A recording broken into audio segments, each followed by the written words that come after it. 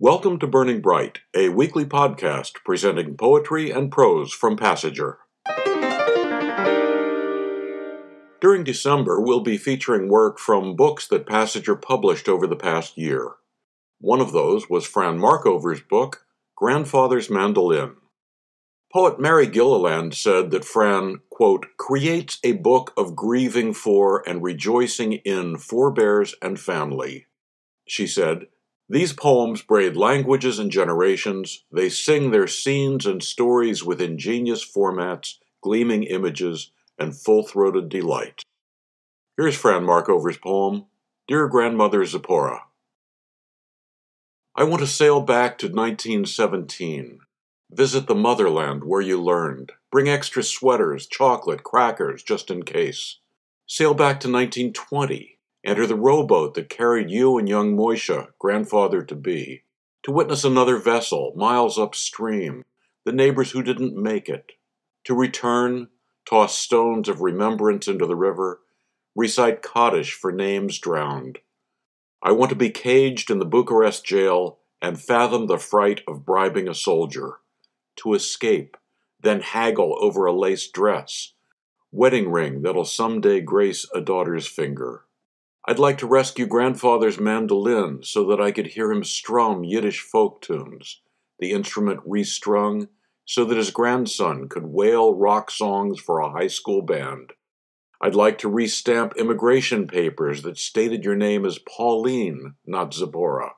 Time travel to first sightings of the mother of exiles, lifting her torch, lighting your tired, your poor, as you struggled with a new language, stepped onto the dock, dirty and pregnant, with my favorite uncle. To hold sweat-pearled hands as we walk, freeing long, deep breaths. Dear Grandmother Zipporah, from Fran Markover's book, Grandfather's Mandolin. Colgate University professor emerita Barbara Regenspan said Fran's poems, quote, feel spilled from a pre-written scroll of memories so lush with love of language that the people in them seem to convey what it means to be touched by the divine. Here's Fran's poem, How Grandfather Plays the Mandolin. As if each note is code, each discord harmonic chord, as if military brass tempers the metal he'll need to become journeyman, riveter of bridges, elevators, buildings that scrape the sky. He plays as if he feels in his bones the architecture of words he could die for. Justice, peace, equality. As if the lady who will welcome him into a city will offer a torch song. Give me your tired, your poor, your huddled masses. As if she really means it. As if he can summon Moses, Isaiah, Jeremiah, carry their truths to a new land. As if military comrades display arms to farm, pray in temple, light candles. He plays, and his fingers open slowly, as if angels on the battlefield become doting parents who hover over him, whispering, live, whispering, Shema Yisrael. He plays as if he can someday strum his mandolin in his own home, as if mother and brothers are alive, his tribe not scattered, no need to raise any fist, except in dance. How Grandfather Plays the Mandolin, by Fran Markover. One more that she wrote for her nephew. Why I'm giving you Moishe's mandolin. Because it's a voice in the dark that leads you to an opening called college. Because the mandolin contains a small forest. Black cherry pits, twigs, dried leaves, all the squirrel must have needed to survive the instrument's bowl in Moishe's dusty closet, because squirrels, chipmunks, crows would maraud his May fields, remind him of sunflowers, of caches of fruit, of long hoary winters, of what he squirreled away, broken, screwdrivers, bicycles, chairs, whatever he could preserve, pickles, melodies, the forbidden Shema, an escape, a root, a tremolo that sustained him across the river Dniestra, the mandolin wrapped in wool so that almost a century later I can say goodbye to the frets, the strings, polish the rosewood, the face riddled with rodent holes, ready for a young hand like yours to brush against the grain. Because the way you play guitar is with a firm stroke and a scowl.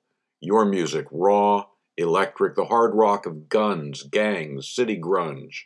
The mandolin fragile, stones, seeds, dirt rattling inside. The instrument wanting to be restrung, plucked, swung to the air. Because your great-grandfather would have raised a fist to the songs that rap and gnaw at your belly. Why I'm Giving You Moishe's Mandolin, Fran Markover, from her book, Grandfather's Mandolin. From now till December 26th, 20% off all Passenger books and subscriptions.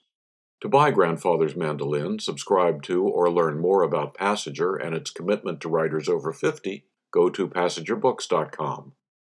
Before we end this episode, this from Passenger's managing editor, Christine Drawl. Passenger is a small, nonprofit press with a big mission. As the youngest Passenger staff member, I am continually inspired by writers decades older than me who are putting their work into print for the first time. If you think older writers are only relevant to older readers, I'm here to say that these voices have given me a tremendous amount of hope for my own future. I used to fear that creativity and discovery were things we left behind as children, but these remarkable people have showed me they're things we always carry with us, and it's never too late to reignite them. You can help inspire others with a donation to Passenger in any amount. Go to PassengerBooks.com and click on Donate at the top of the page. Passenger's managing editor, Christine Drawl. You can download Burning Bright from Spotify, Apple and Google Podcasts, and various other podcast apps. For Kendra, Mary, Christine, Roseanne, and the rest of the Passenger staff, I'm John Shore.